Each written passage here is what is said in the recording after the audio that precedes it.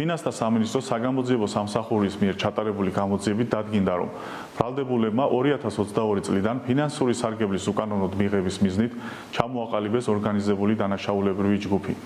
ჯგუფის წევრების განზრახვა მოიცავდა აქციზურ მარკას დაქვემდებარებული განსაკუთრებით დიდი ოდენობით ღირებულების ალკოჰოლური სასმელების დამზადება შენახვას და მისი შემდგომი რეალიზაციით მატერიალური სარგებლის მიღებას.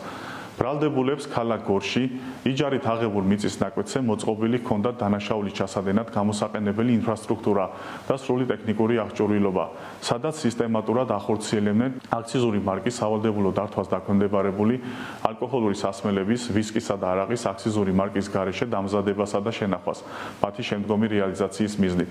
დამზადებული ალკოჰოლური სასმელების რეალიზაციის გასამარტივებლად და უფრო მეტი სარგებლის მისაღებად ჯგუფის წევრები იყენებდნენ სხვადასხვა ცნობილი უცხოური ბრენდების დასახელებას და სასაქონლო ნიშნებს.